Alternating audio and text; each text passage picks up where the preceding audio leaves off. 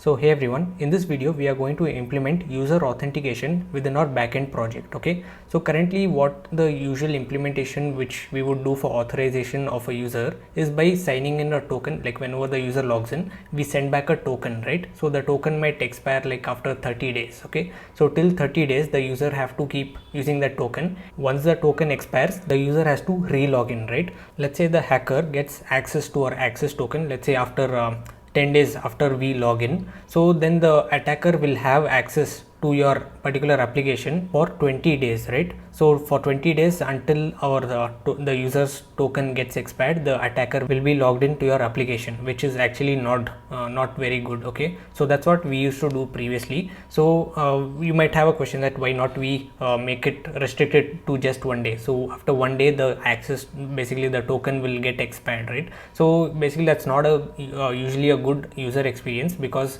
after each and every day the user has to log in, right? So there has to be a particular mechanism that we get the better of both sides. Okay, so we must have good user experience as well, and the user must not frequently just keep on logging in. Okay, so that is why we are going to implement something called as access tokens and refresh tokens within our backend application. Okay, so access token is just a normal token which will be a short expiry token, like let's say 15-20 minutes. Okay, so for 15-20 minutes the token will expire. Through using the refresh token, another access token will be generated silently. Okay, so that the user will not have to log in again and again, and also it's much secure. Let's say the hacker also gets access to your access token, so he will be only able to have that access just for 15-20 minutes and not for 15-20 days. Okay, which is actually bad. So that is why this is the ideal approach when it comes to user authentication in any large scale backend application. Okay, so that's what we are going to implement within this particular video.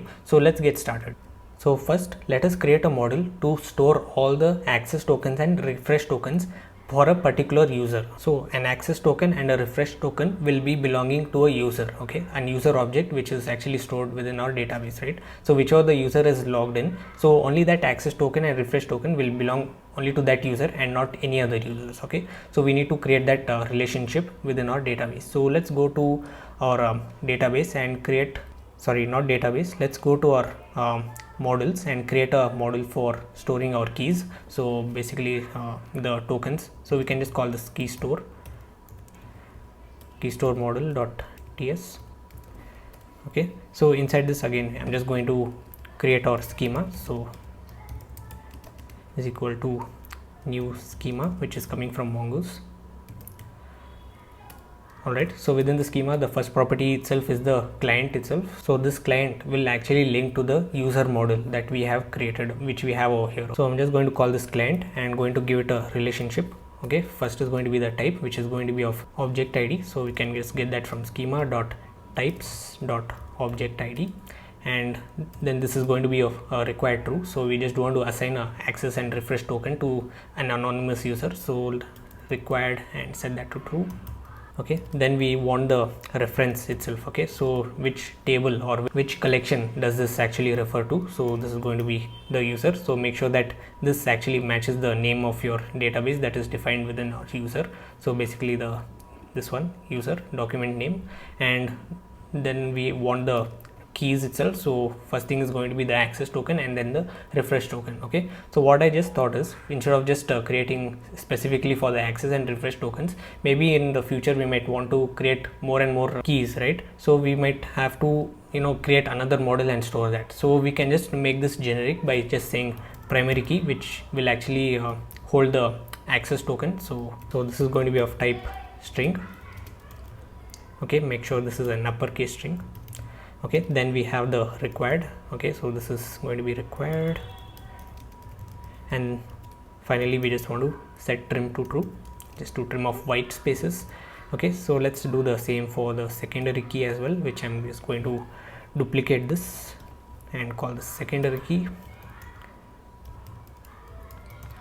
Alright, so finally we just want to give this a status, whether this pair of access token and refresh token is valid or not. Okay, so let's set the status to either true or false. So this is going to be of type boolean, and by default it's going to be true.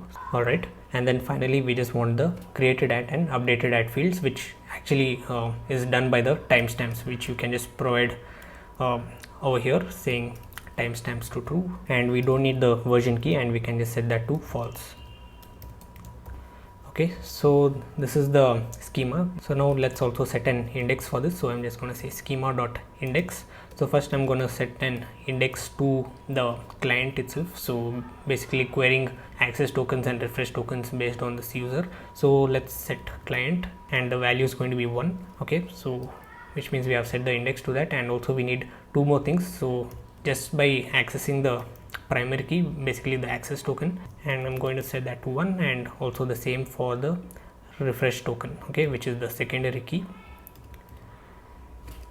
and setting that to 1. Okay, so based on what queries you make to your Keystore model database, based on that you can just provide indexes. Okay, so maybe I would also along the access token I would also query based on status. So I'm just going to set status also as a composite index along with the primary key. Okay, so I hope that's clear. Let's now also define the types, just as we did for the API key and the user models as well.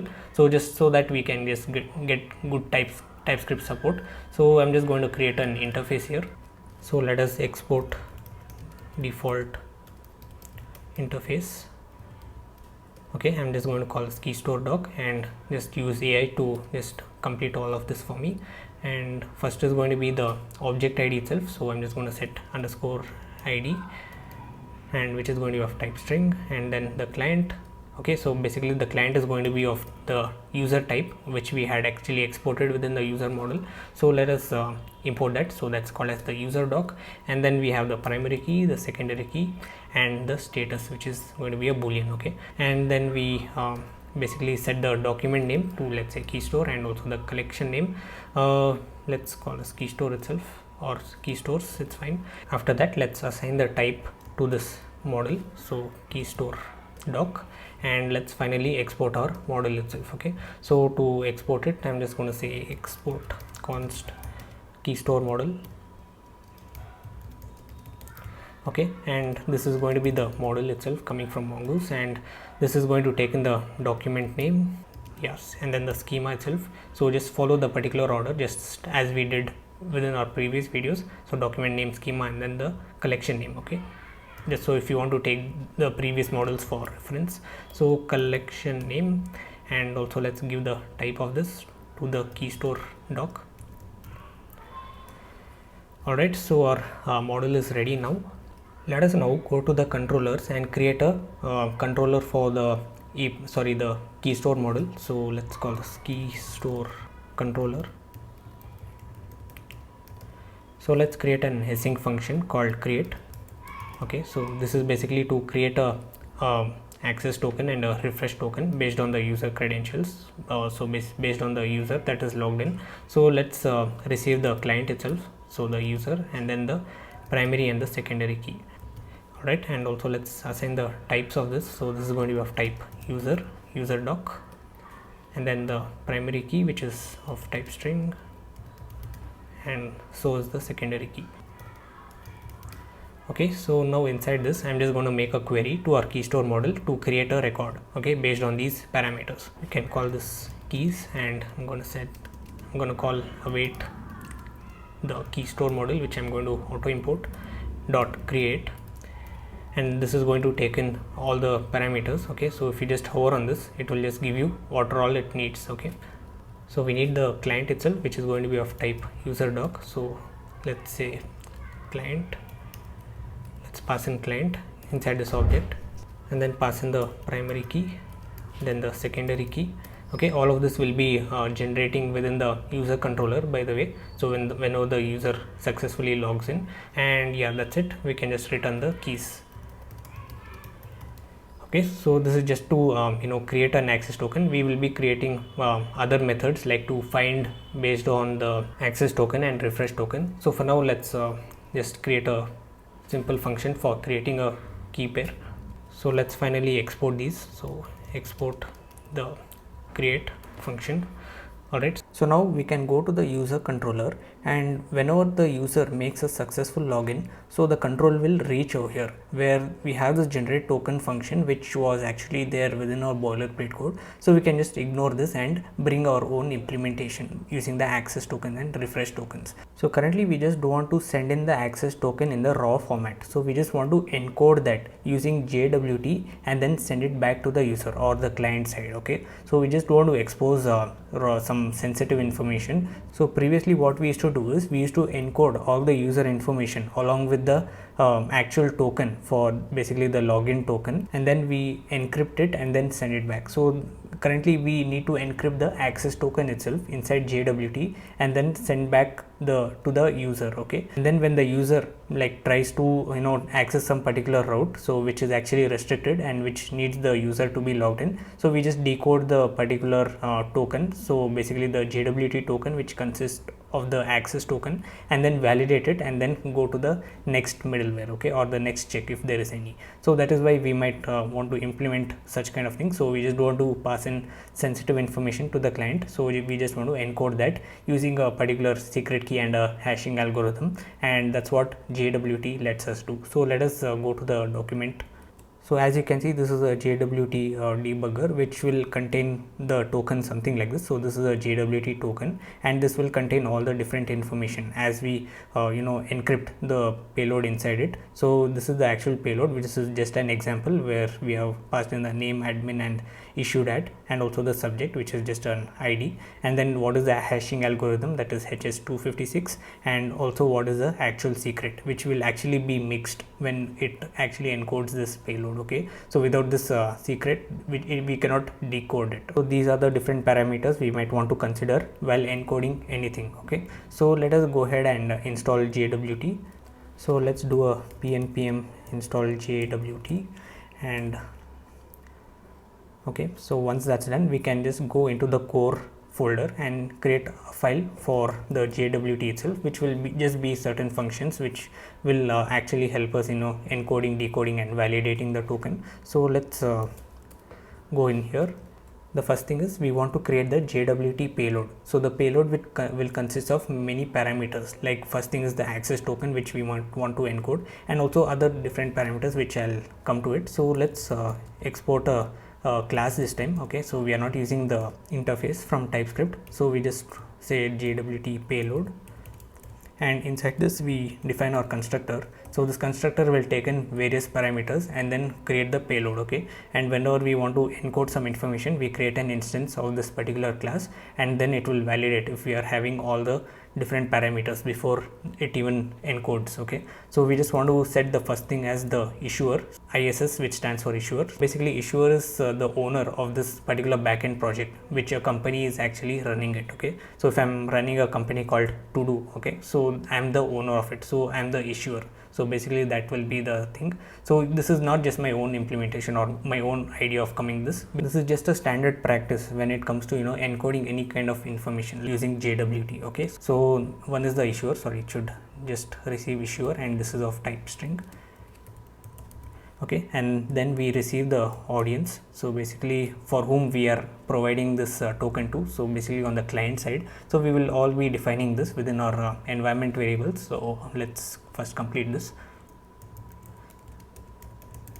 Alright, then we want the subject itself that refers to a document inside MongoDB. So in our case it's the user, because an access token belongs to a user, right? So the subject will be the user. So we're gonna set the subject to be a type string, which actually is the MongoDB ID, basically saying to whom does this access token or refresh token belongs to. And next is the actual thing, so the payload or the param.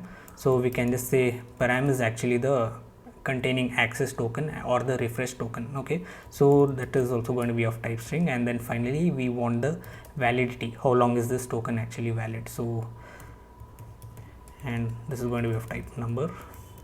Let's now define all the fields that are required for this class. So basically first is the audience, which is going to be of type string. Then we have the subject, and then we have the issued. Okay, so there should be no comma here, this is TypeScript. Alright, so this is a TypeScript syntax. Then we have the issued at and the expiry, which is going to be of type numbers, and let's call this expiry.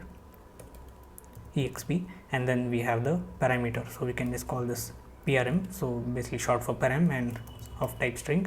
So now let's assign all of that to these field variables. So let's say this dot issue iss issuer, and this is going to be of issuer that we are receiving as a constructor.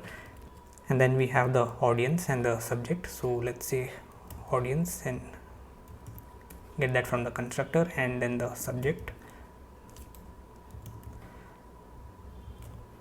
Alright, and then we want the issued at to be the current timestamp when this object of this JWT payload is created. So we can set that issued at and set this to date.now, and you know that this will be in the form of milliseconds, right? So we need to convert this back to seconds. Okay, since we are using seconds for issued at, so we can just divide this by 1000 and round this off using the math.floor. So let's finally also define the expired at. So we just need to add the validity to the issued at time. Okay, so we can say this dot issued at and add the validity to it.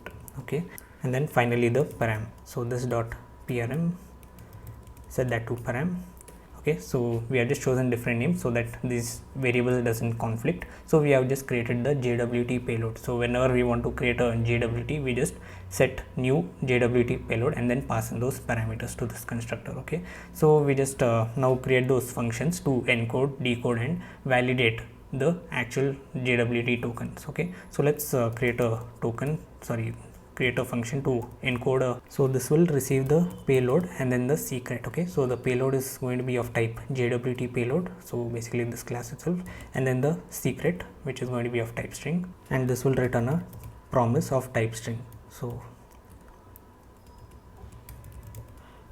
okay, so because this is a token, right, so this will be in the form of a string, that's why. So now we just want to check if the secret is even provided. So if it's not provided, then we just want to throw an error. So if no secret, then we just want to throw new. So remember the custom class we created, so we can just utilize that. So this is going to be an internal server error, right? So we say internal error, which we can directly import, and then we can say token generation failure. Okay, so once that's done, we can just open a try catch to handle promises. Let's return new promise since we are returning a promise. So return new promise, and this is going to of course take in the resolve and the reject parameters, and inside this function we just want to call the sign method, so that is coming from JSON web token. Okay, and don't import it from some other module. So this will take in a few parameters. So if you just hover on this, it will just give you some ideas. So what all you need to pass in. So one is the payload, so let's pass in the payload. So we can just spread across the payload that we are receiving. So this is creating a deep copy of this payload. So we just want to if you want to make any change, so this will not affect the original payload, so that is why. And then we need to pass in the secret, and then we need the hashing algorithm which we want to use for encoding the payload. So we just we can just create an object right before this saying options, and in here we can set an object called as algorithm, and then the algorithm is going to be HS256. okay, I think this is not a good idea to hardcode this. Later we might get this from environment variables, and then we can pass the options here, and then finally we'll be getting a callback here, okay, based on these responses. So one is the error itself, so the first parameter is the error, and then the token. Okay, if there is an error, we just want to reject the promise that we are receiving. So let's return reject, and then saying new internal error, passing in token generation failure, basically the same thing. So if that succeeds, then we just want to resolve by passing in the token. Okay, and this token is going to be of type string. Okay, so did we import sign? Where is an error?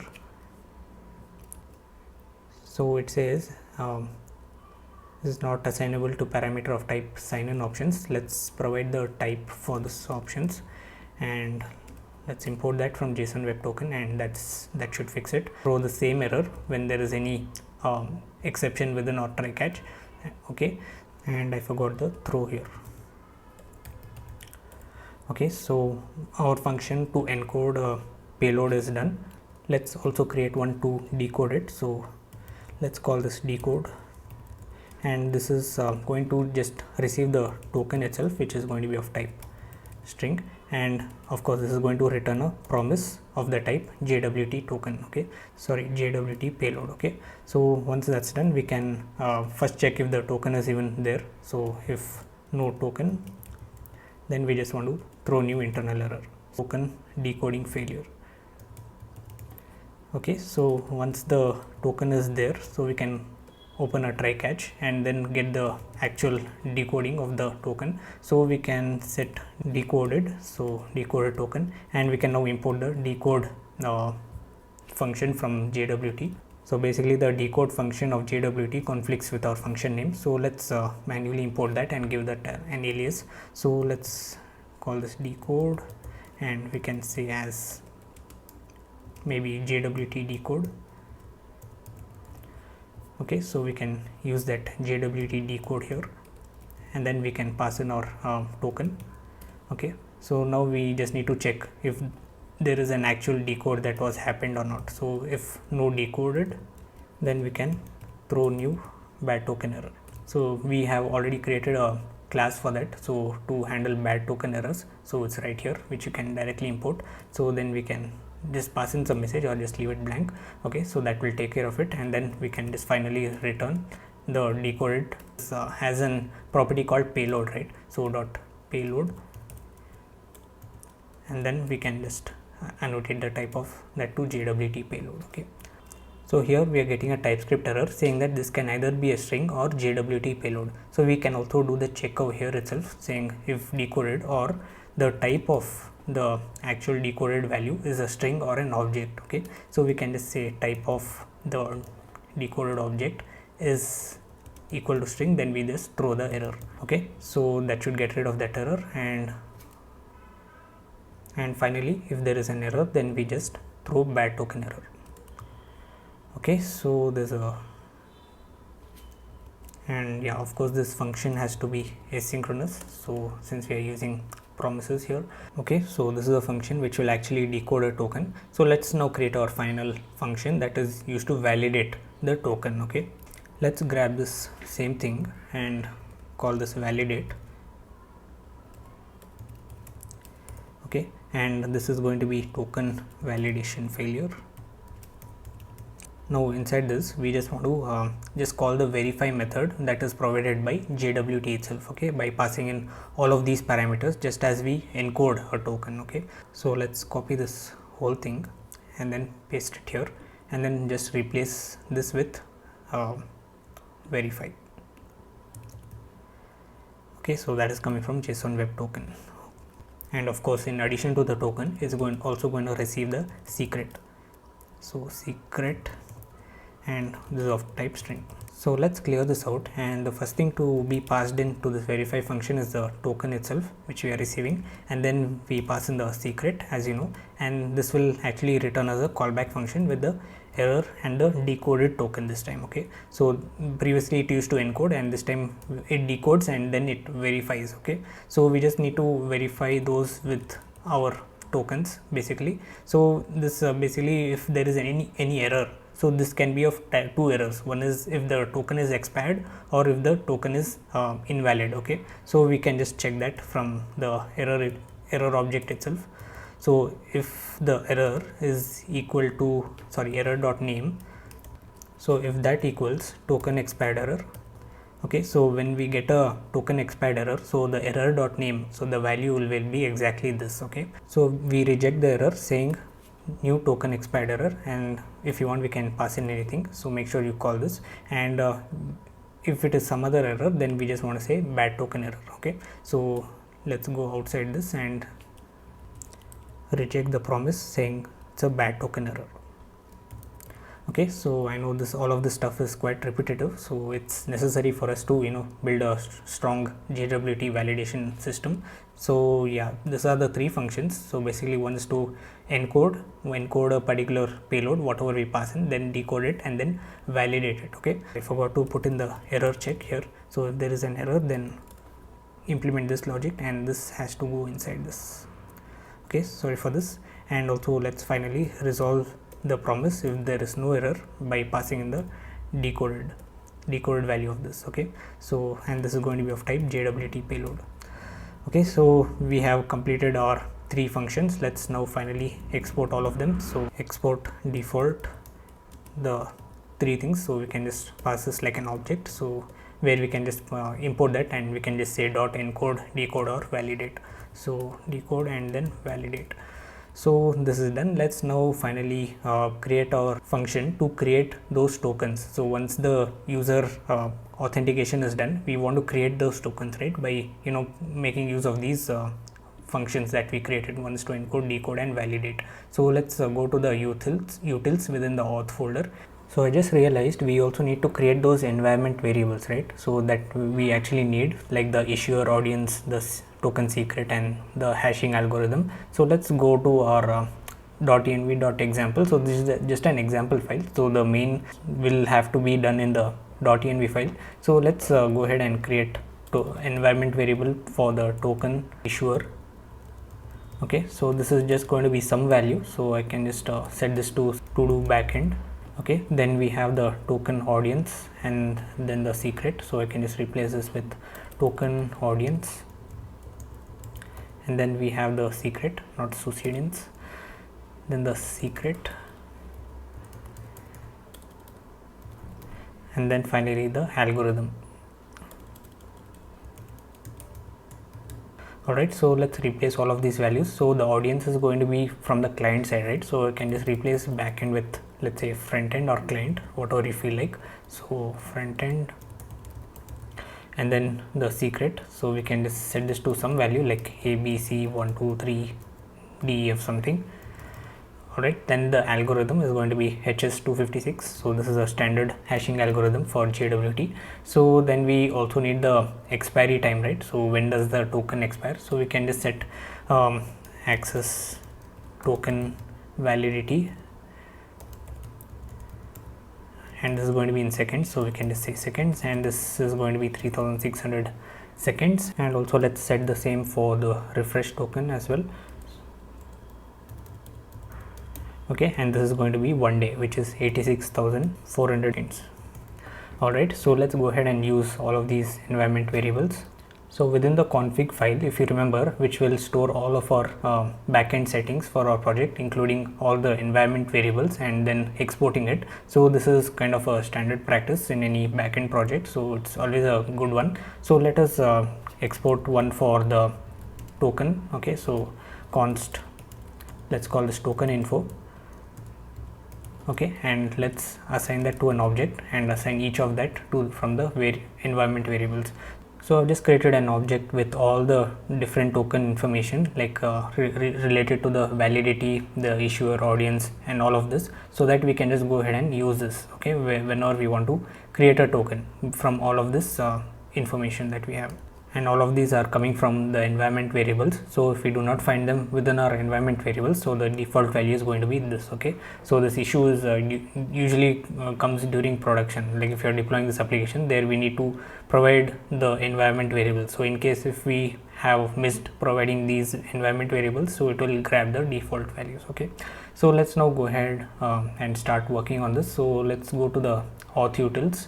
So let us start by exporting an async function called create tokens. So basically this function will be called from our user controller once the user has logged in. So these will create the tokens and then will be passed in to the client side. Okay, so all of this will be all of that decoding will be done here by using those helper functions that we just created within this JWT.ts. So basically to encode, decode and validate the token. So let us export a function, async function called create tokens, and this is going to receive those few parameters that we might require to create a token. First is the user itself, for which we want to create the token, and this is going to be of type user doc. And then we have the access token key, which is going to be of type string, and then the refresh token key, which is also of type string. Okay, so all of these keys will be randomly generated using the crypto module from the user controller. Okay, whenever the user logs in. Okay, so every time a user logs in, a new key will be created. Okay, and then passed into this function to create a new access token and refresh token pair. Okay, so inside this function, we just want to now create that object from this helper function from our JWT core. Okay, so let's first create one for the access token.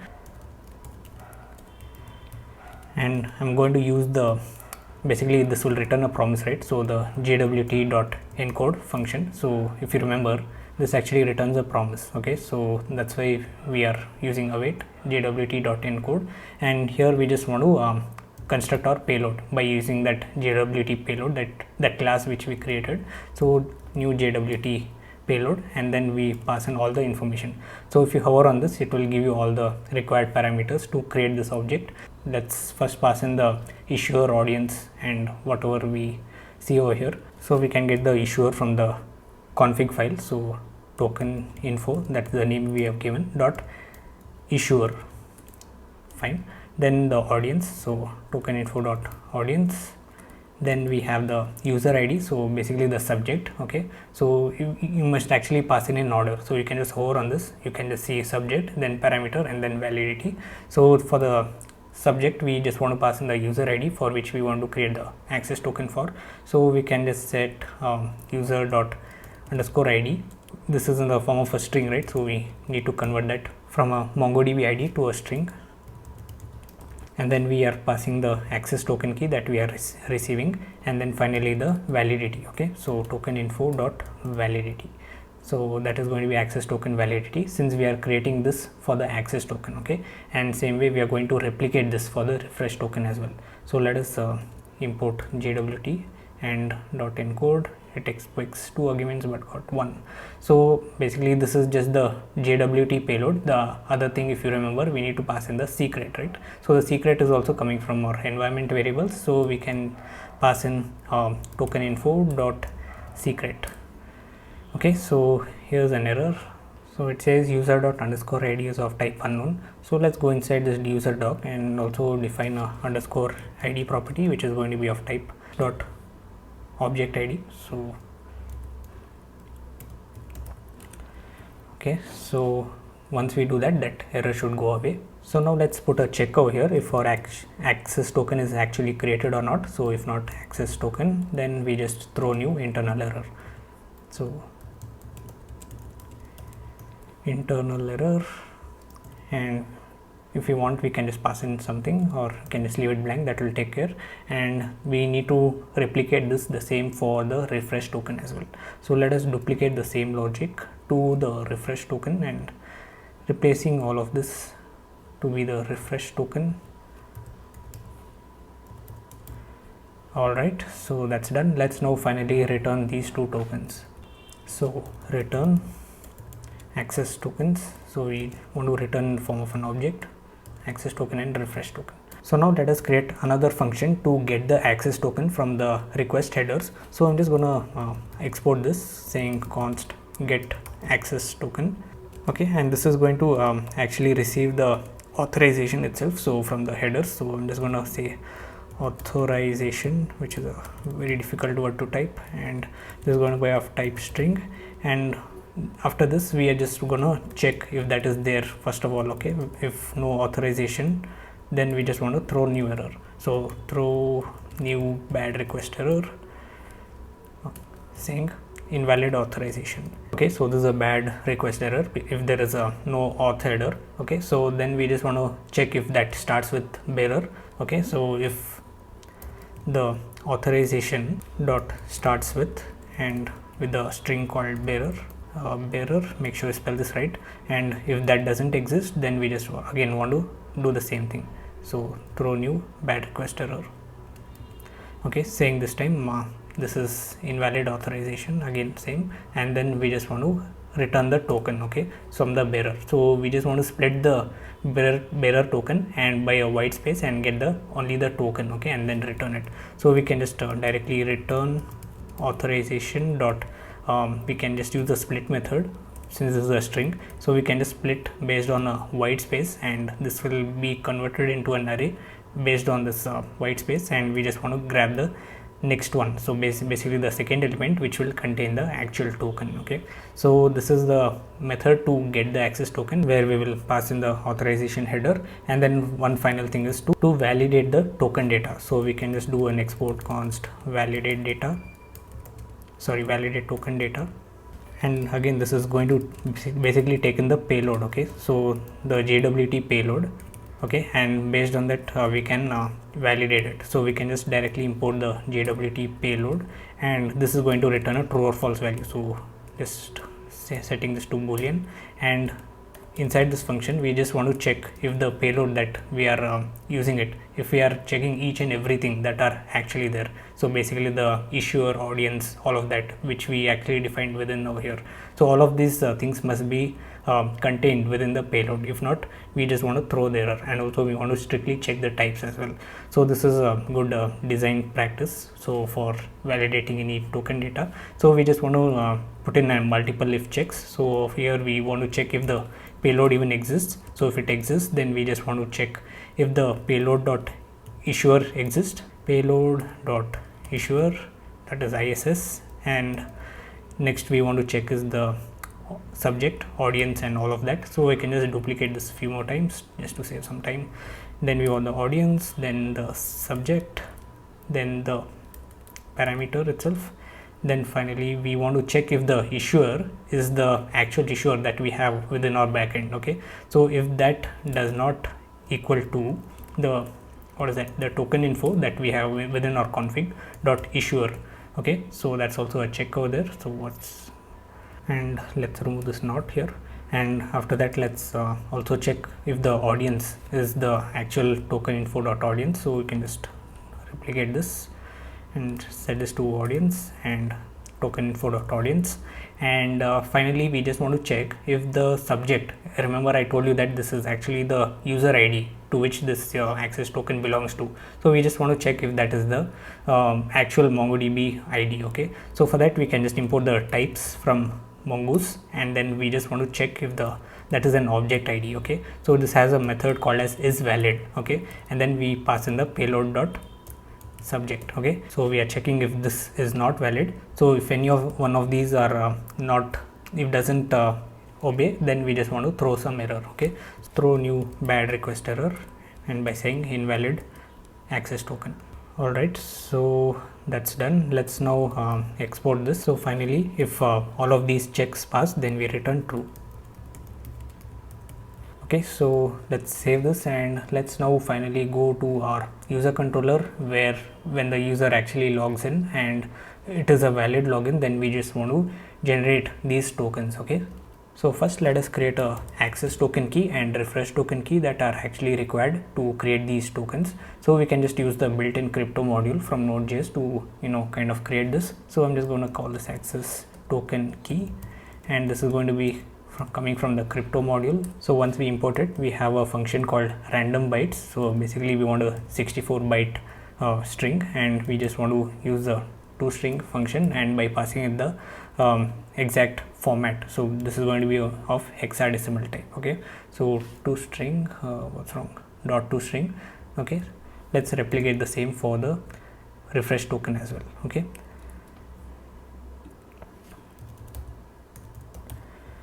okay, so once that's done, we just want to create those tokens, right? So once we have created these keys, we want to store them within our database. So we have created that model over here called Keystore. So we just want to store there. So this contains the basically primary key, secondary key, and the client. Okay, so we just want to pass it to them. So we have created also a controller for that. Let's use that.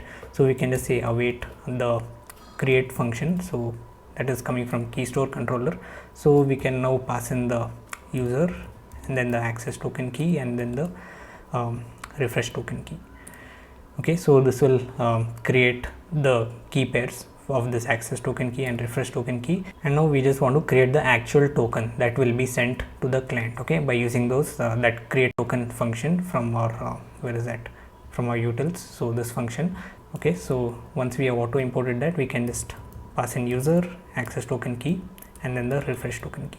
So once our tokens are created, we just want to store this within an HTTP only cookie. Okay, so we just don't want to send this as a response back to the user. So we just want to store it within cookies, okay, which is a very secure place to store all sensitive information. Okay, so whenever the user makes a request to login user with the right credentials over here to login, so once the tokens are generated, it will be stored within the browser cookies of the user. Okay, so for any subsequent request that the user makes to any other APIs, so the cookie will be sent from the user. Okay, so based on that, our backend will decode it, validate it, and then check if this is a valid token or not. Okay, so that is why we want to consider this storing in a HTTP only cookie, which I'll explain you. So we can just use the response object from Express, and this has a function called cookie. Okay, then we just want to pass and give it the key. So if you can hover on this, it will give you what all you need to pass. One is the name, the validity, and then options. So let's first pass in the name, which is going to be access token, and then the token itself, so tokens dot access token, and then we need to pass in some options. Okay, which the first option is going to be HTTP only, and going to set that to true. So this is basically to prevent the client side JavaScript to access this. Okay, so only the backend should be able to access this and not from the client side. Okay, just for security reasons, so that we don't inject any information using this cookie to the backend. So that is why we want to set this, and then we just want to make this secure. So we just want to make this secure only in production and not in development. So we can just get that from the process.env, or do we have that in within our config? The environment, yeah, we do. So we can just check if the environment, so which you can auto import, and we can just check if that is equal to, if it is in production, we want to make this secure. And the next option is going to be same site, which we want to set this to strict. Okay, so basically this is to prevent any kind of CSRF attacks. So basically I should only use this cookie in my website, so within my domain name and not anyone else's domain name. So okay, so if I'm accessing from this cookie to anyone else's domain name, so that cookie will be invalidated. Okay, so that is why you must always consider using strict. There are also other types like lax, and also you can set this to none as well. So that is the security thing. And now we want to set this to max age. When do we want this to expire? So we want to expire this within 30 days. Okay, sorry, not 30 days, it is just 1 day. Okay, so anyways, actually our backend, we have already given the validity parameter, so based on that it will validate. So even though that access token is there, so when we request another access token, that will get replaced. Okay, so it doesn't matter this max age. So we can just set this to 1 day. So we can pass this in milliseconds by saying 24 into 60 into 60 into 1000 milliseconds. Okay, so this is milliseconds, and then that's it. We just want to replicate the same for the refresh token as well. So let's replace this with refresh token, and we just want to update this max age to 30 days. Okay, so we can just add in 30. So again, I'm saying we are not passing in the access token and refresh token within the response. So we are just passing in the basic information of the logged in user, and only we are storing this in cookies. Okay, and if there is any kind of error, we just throw bad request error. So if there are bad user credentials. So once this is done, we can now go ahead and create a middleware for these tokens. Let's now also define a schema for our authorization. So basically when we pass in the access token within our headers, so we also need to validate that within the custom validator that we created in one of those videos. Okay, so in addition to the API key, we also need to add in something for auth. Okay, so we can just set that to z.object, so which is going to be of object, and this will actually contain the authorization header, right? So we just want to set that to authorization. So this is going to contain the bearer token, right? So the token has to be prepended with the string called bearer. So for that we can also perform some additional checks, which you know what, you can even create another kind of schema. So we can just call this zod auth bearer just to check if the bearer token is there. Okay, and let's create that over here. So we can also export this, which we might need in other files. So export const, let's call this the same name, and of course this is going to be a string, so we can set this to z.string, and we can just provide some additional conditions that it has to start with the word bearer and all of that stuff. Okay, so that is why we are just creating it separately like this. So we can just chain in other methods called refine. Okay, so this is basically the whatever the information or the string that you get, you can just add in some more checks on that. Okay, so basically you receive value as a parameter here, and then we can just check if that starts with the word bearer. So value dot starts with, and we can check that if it starts with the word bearer. So if that doesn't, then we just want to put that within a message saying that it doesn't start with the word bearer. Okay, so we can just put that within a object inside that as a second parameter saying message, and then we can set that to authorization header must start with bearer. Alright, so we have done that, and also we can also check if that has a token also. Okay, so basically we can just split by the entire string with a white space. So the first parameter will be this string of bearer, and the second one is going to be the token, right? So we can just chain in another refine method to this dot refine. So we can just chain in as many methods as we want. So again we receive the value, and this is going to be, we are going to split that. Okay, and then the first, so this will return an array, right? So we can just grab the second element, so basically on the first index, and it checks if this is a truthy value. So if it's not, it will just return an error with this particular message saying that authorization header must contain a token. Alright, once that's done, we can now create a file for the authentication middleware. So you can call this authentication.ts. So let's start by importing Express. So we can extract the router from Express. So we can call express.router. So let us now create the middleware and immediately gonna export it as well. So export default the router.use, which is actually for a middleware. So this is a function which will take in few parameters and be used as a middleware. So the first thing is we are going to import the validator that we had created, a custom validator.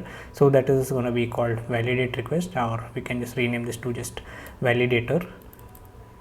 Okay, so this is going to take in the auth schema, so which we can just import schema.auth, and then we just want to also pass in the source of that. Okay, so the source of it is going to be the validation source, which you can import dot header, since we are extracting the bearer token from the headers, okay, and not from the body. So after that this will use a callback function with the 3 parameters. So for the middleware, that is request, response, and next function. So we can just call this next, and let's assign the types for that. So this is of type request, that is coming from Express, and the same for the response and from Express, and the next function.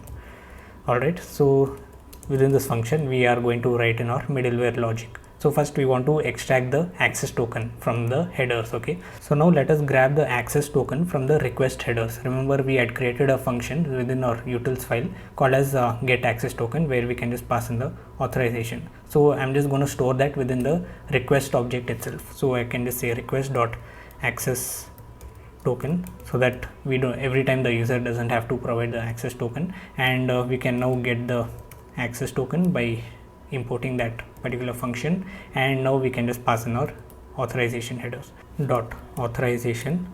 All right, and let's make this optional because sometimes it may not exist, so that error goes away. And here we just again need to extend the actual request object. So let us convert this request to a custom request that will actually extend the default request that is coming from Express. Okay, so remember in the last video, while creating the API key, we extended the actual type. So we go inside this types and we can extend the actual request that is coming from Express. So we can just do the same for the authentication as well. So we can just call this, maybe I can just copy this down and call this protected request, since it's protected by the token. So we can extend this by replacing this first by the user. So basically the user will contain inside this request object by saying rec.user, and then we want to also include the access token, okay, which is of type string, and then finally the keystore. So basically the access token key and refresh token key, which we are also going to store within the request object.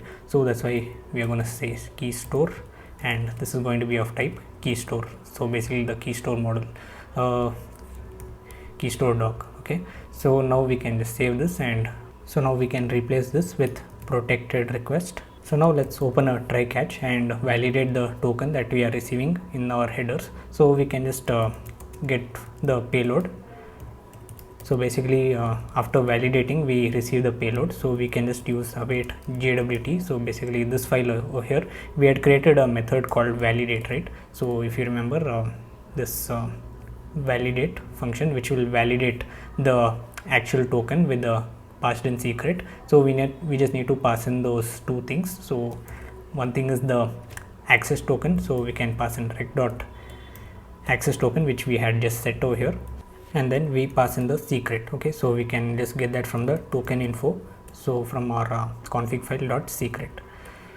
All right, so once that's done, we need to make this function as async.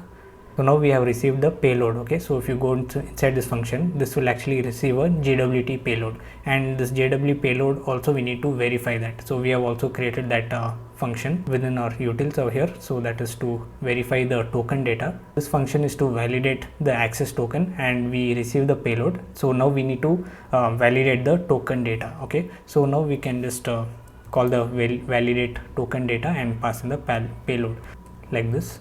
Okay, so if it doesn't get validated, the error gets thrown here itself. Okay, so saying throw new bad request error. So with that out of our way, now we need to grab the user based on the token. Okay, so remember the subject which we had stored is a user ID, right? So we just want to query based on that within our database for that user. So we can just store this within a user and saying user. So basically the user model dot find by ID, and then we can just pass in the ID from the payload. So the ID will be in the form of plain string, right? So we just need to convert that to a MongoDB string. So we can just initialize the new types dot object ID and then pass in the payload dot subject.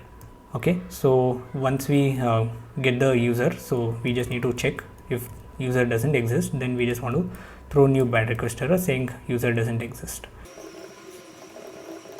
Okay, so once that check is done, we just want to set that inside the request object. So since we have already extended the actual request, so we can now store the request object inside that and set that to user. Sorry, I made a mistake here. This should be user doc and I just imported something else. So now with that the error should go away. So now we just want to check for the key within our Keystore repo. Okay, so basically we had stored the access token key and refresh token keys, right, within our Keystore. So we just want to also verify that. Okay, so again we just store this within Keystore and set that to await the Keystore model dot find one. So now we just want to query based on the user. Okay, so since when you go to the Keystore model, so we have the user, so basically the client, then the primary key and the secondary key, and also we want to check if the status is true or not. Okay, so now within the find one we can just check for the client and pass in rec dot user. Okay, and then we have the access token. So basically we are getting the access token from payload dot params, if you remember, since we are passing the access token with inside that, so that will be the primary key. So we can set primary key, and that is going to be payload dot PRM, which stands for param, and then finally the status, which is going to be true. Okay, so that's done.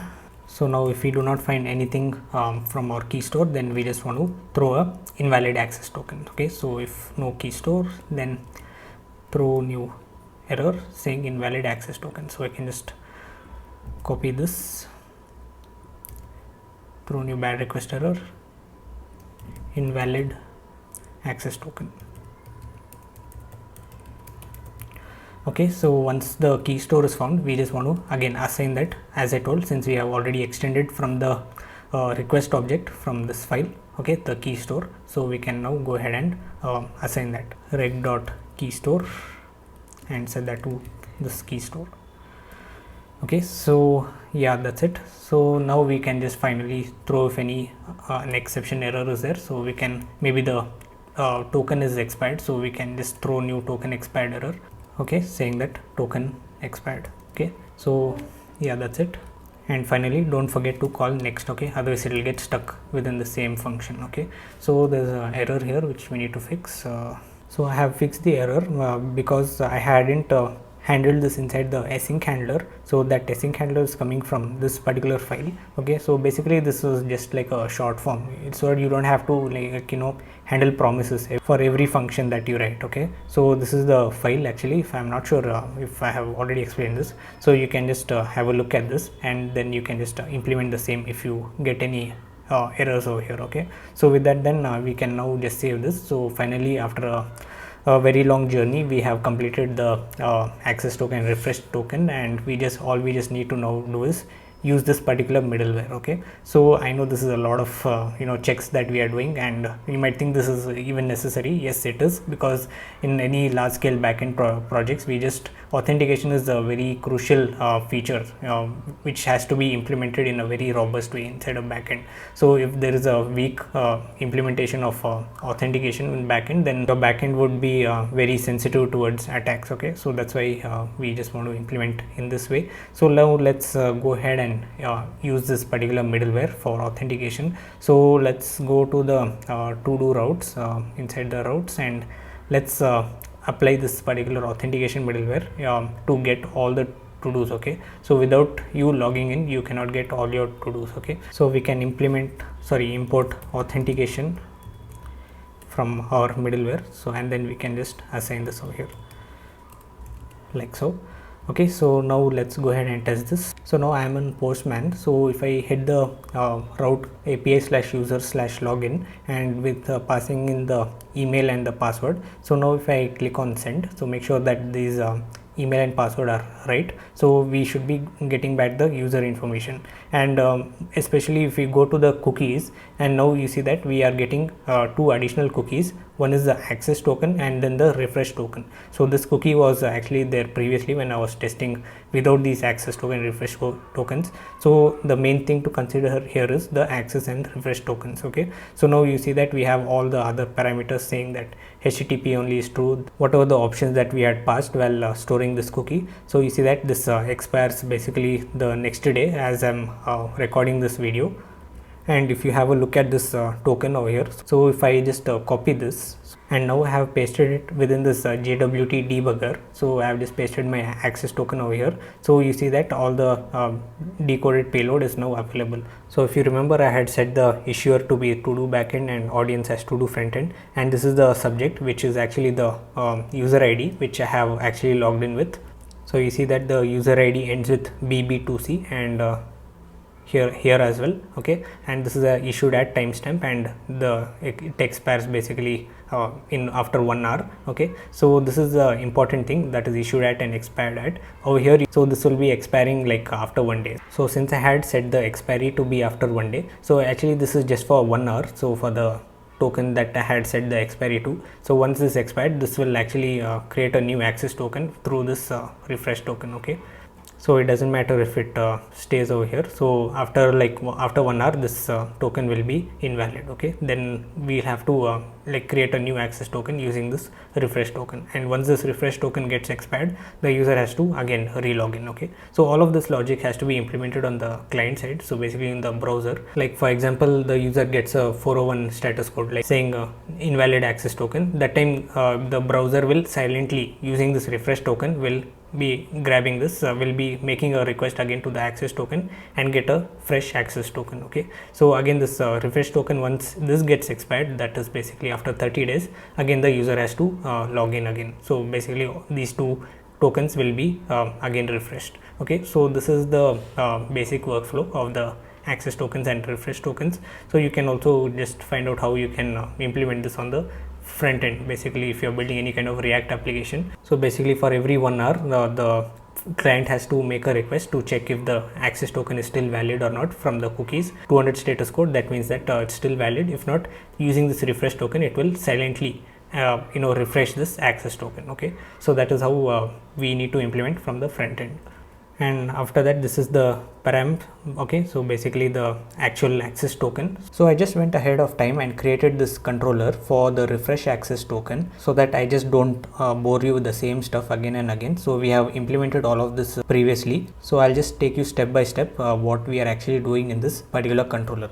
So basically we extract the access token from the headers. Okay, so basically this is the access token which is already expired. Okay, so based on this access token we just decode it and then get the payload, okay, in order to get the access token key. Okay, so remember that access token key and access token itself is two different terms. Okay, so we validate that actual payload, okay, with the validate token data function which we just created. So if it is invalid, it will just terminate the response there itself saying invalid access token, and then based on this payload we grab the subject which is the actual user ID and we find the user. So if the user is not found, then we say user is not registered. If the user is found, then we assign that to the rec.user object. Then we validate the refresh token that we are receiving in the form of request body, and again based on this payload again we are validating if this is a actual refresh token. Okay, so if it is not an actual refresh token, then we just throw a invalid access token bad request error. Okay, so we are just checking the subject, basically like user ID, if that belongs to the refresh token payload. Okay, that has a property called subject. So if both are not matching, then we invalidate the access token, and then we find within our database basically the expired access token and the actual refresh token that is passed in. Okay, then we check if this is actually valid, is this even there within our keystore with the actual user. Okay, so we are checking three things over here. So if it is not found, then we just throw a bad request error saying that invalid access token. Okay, so then we just want to delete that. Okay, we want to delete that and then create a new pair of access token and refresh token. Okay, so I think this code is actually a bit repetitive, since we have also implemented the same within our in our login user controller. Okay, so if you want, you can just also create within a separate helper function for that. Okay, so now we just create the new access token key and refresh token key and then store it within the key store. Okay, and then create the tokens, basically the access token and refresh token, and then we set that into the cookie. Okay, just as I told, if there is an access token before in the cookie, it will get replaced by this new one. Okay, and then pass in the same settings. Okay, so of course this kind of code is kind of repetitive. You can also create a helper function just for that, and then we just respond by saying access token is refreshed. Okay, so this is just the controller. So now we can just create a route based on this. So within the user routes, I have just created a route of /refresh. Okay, so whenever you hit this endpoint, it will just call that particular controller and then it will extract the refresh token that is passed in as body. And also we have just used the validator, which is basically created a schema over here which checks for the refresh token which is in the body.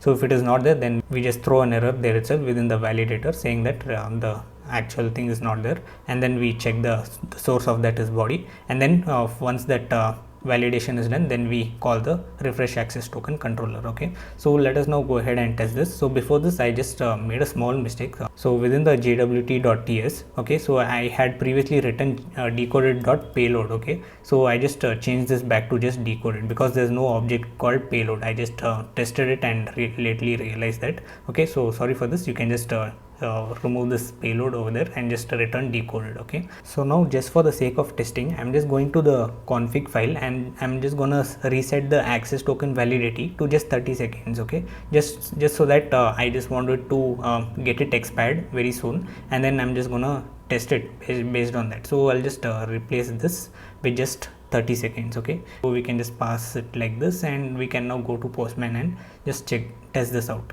So now first of all, I'm just going to log in. Okay, so once I log in, I get the cookies. Okay, so basically the access token and refresh token, ignore this was just there previously. So once you are logged in, you can now go ahead and grab the particular access token. So I can just copy this access token from here till here. Okay, so now I can just go to my basic to-do, basic API/to-do route. Okay, and over there I'm just going to choose bearer token and paste the particular token that I just copied. So now if I just click on send, so now I'm getting a 200 status code, and currently there are no to do, so that's why I'm getting an empty array. So now let's wait for 30 seconds or maybe 10 seconds, which 20 seconds have passed. So now again, if I click on send, So now you see that I get token expired, okay, because 30 seconds has already passed. So now I can just go to the refresh route and then pass in my refresh token over there to refresh the access token, okay. So now I can just go to like slash refresh, and basically I need to copy the access token, right? So let me just go to the cookies right here and click on refresh token, and copy this, just the value, and copy it and go to slash refresh, and over there inside this body we can just replace this, okay. And okay, so basically I've just created a body with refresh token as the key and passing it the value, okay. And make sure this is a post request because that's the route we have just defined, or I think it's just get, so sorry, make this to post, okay. So this because we are sending the body, right? So that is why. So once I change this to post and click on send, so we get a message called access token refreshed. So now I can go to the access token and just copy the value. Okay, let's do it before the 30 seconds expire. So let me just copy this and go to the slash API slash to do and replace this expired access token with a new one, okay. So all of this will automatically happen by the browser, so you don't have to worry about it. So now you see that I'm getting a status code of 200, which means that our access token is now refreshed. So now after like 30 seconds I should not be able to access that, okay, because now the token is expired. So this is all about access tokens and refresh token, guys. So I guess that sums it up, and I apologize for the very long video because in certain places I just made some mistakes. So if you like this video, please give it a like. It takes a lot of effort for me to record these and edit them and then upload. So that is why I would really appreciate that if you do it, and also make sure you subscribe for more videos just like this. Okay, so this motivates me to upload more and more videos upcoming, okay, so and helps me finish this entire series as well, okay. So I hope you guys are enjoying it and taking a lot of value through my videos. All right, so that's it, I guess, from my side, okay. So thank you so much. I'll see you guys in yet another exciting video within this series.